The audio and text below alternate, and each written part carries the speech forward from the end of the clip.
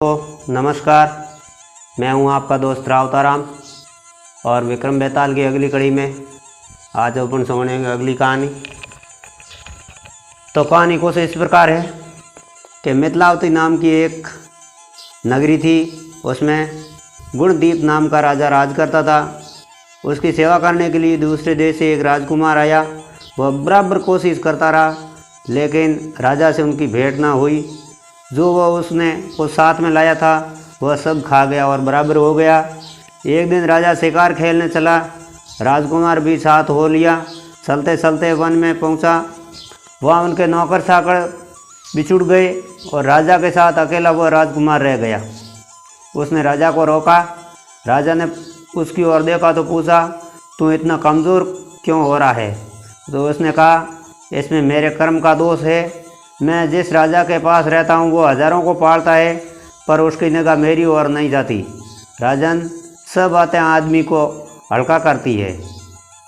खोटे नर की प्रीत, बिना कारण हंसी, स्त्री से विवाद, असज्जन स्वामी की सेवा, गधे की सवारी और बिना संस्कृत की भाषा।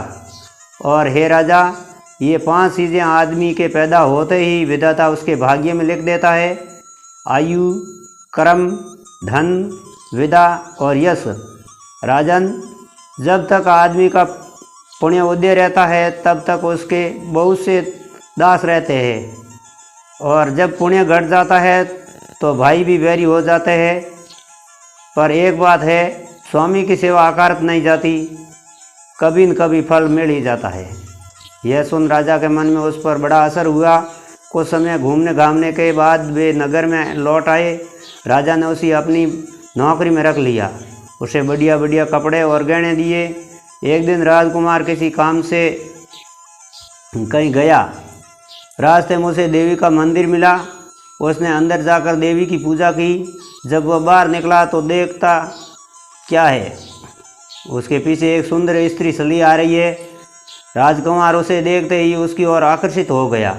स्त्री ने कहा, पहले तुम कुंड में स्नान कराओ, फिर जो कहोगे सो करूँगी।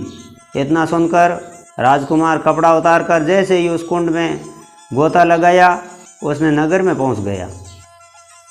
उसने जाकर राजा को सारा हाल कह सुनाया।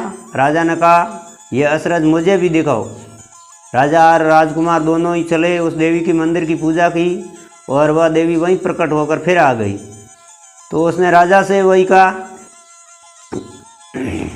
महाराज, मैं आपके ऊपर बहुत मुग्ध हूँ, आप जो कहेंगे वही करूँगी। राजा ने कहा कि ऐसी बात है तो तुम मेरे इस सेवक से विवाह कर ले। स्त्री बोली, यह नहीं होने का, मैं तो तुम्हें चाहती हूँ। राजा ने कहा, सज्जन लोग जो कहते हैं उसे निभाते हैं, तुम अपने वचन का पालन करो। इसके बाद राजा ने उसका विवाह अपने सेवक से करा दिया। इतना कहकर बेताल बोला, हे राजन, ये बताओ कि राजा और सेवक दोनों में से किसका काम बड़ा हुआ?